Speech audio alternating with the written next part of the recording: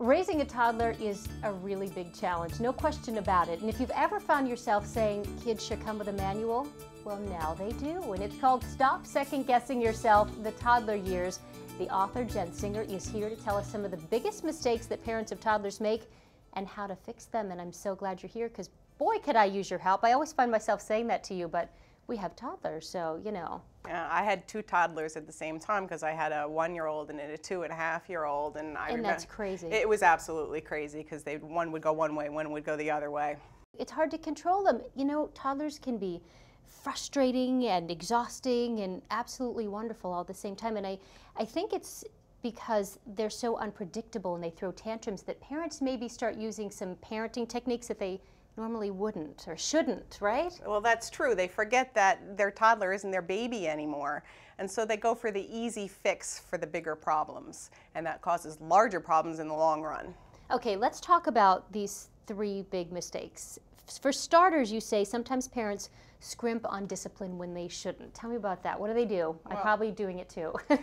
Well, you know, they're so darn cute. So you think that, oh, they're so little, I'll just let some things go. And in fact, 63% of moms surveyed on mamasaid.net say that enduring temper tantrums and their kids not listening to them saying no is a big, big problem. However, you gotta just say no, and I'll tell you why. When you're in a store and your kid's throwing a fit, if you just say, oh, we're gonna leave if you don't stop that, and then you don't leave, you've now set up for the rest of their lives that they're gonna know that mommy's gonna buckle. So she's gonna cave. She's gonna cave if I keep it up. So just saying no is huge, obviously. You have to do that, but you also recommend a discipline plan. Tell me how that works. Yeah, you have to set a plan and you have to follow that plan, and no matter who's watching the child, they have to follow that plan too. So if you decide that you will not allow temper tantrums in the supermarket, well, then you pick up that kid and you take that kid to the car no matter how much they're screaming and how embarrassing it is, and you do that every single time. And stay consistent with your spouse, I would imagine, is important. Your spouse has to do it too, which is sometimes a hard sell. But yes, everyone has to do it or they're going to know who's the softie. Okay, it's usually me. All right, the next mistake, underestimating what your toddler can do. What do you mean?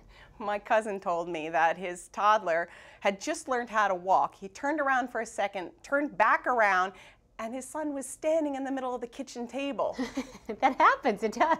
That's toddlerhood. And again, your toddler's not a baby anymore, so you need to sort of anticipate what they're gonna do, which is really hard to do because they're very crafty little creatures. But what you can do is watch other toddlers who are a little bit older than yours and see what they're getting into, and then child-proof accordingly. So you need to maybe child-proof before you even thought that you should. Get down on your hands and knees, walk around, think like a toddler. Think, what can I stick into there? That's what you'll do in order to figure out what your child might get into too. Okay, but also you say you need to let some things go. So you're not sort of in their face every step of the way. Yeah, you know, your house should have a little spot where your toddler can sort of roam free and you're not yelling no, no, no all the time. Sacrifice your Tupperware for an afternoon. Let them play with it because that's how toddlers learn, is through playing. Let them play.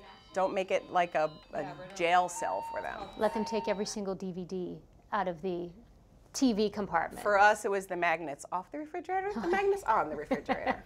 They all find something. It's fun for them. Okay, mistake number 3 finally is using short-term solutions that create long-term problems. This is a big one. And on Mama Said, about a quarter of moms said that they admit to letting their toddler sleep with them just because they were so exhausted. Yikes. But now they're setting up their toddler to think, hey, I slept there last night, I get to do it every night. And you can't do that. And again, this goes back to your discipline plan. Set up a bedtime plan when it's not bedtime and say, you know, we're not going to let our toddler sleep in our bed. You're going to always go to your crib, and then stick to that. Because the moment that you pull away from that, they're going to remember that one time that you let them float a boat in the toilet or whatever it is. Is that what you did in your house? Yeah, we did. Yeah. Hey, everybody floats a boat every once in a while.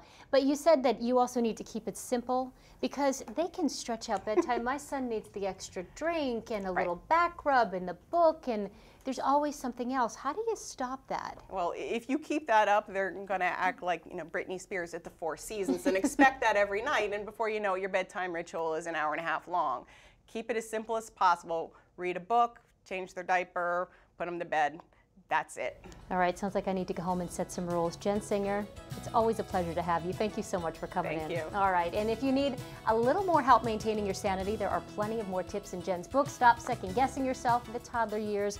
It is in bookstores now. Go get it. Thanks for watching Parents TV. See you soon.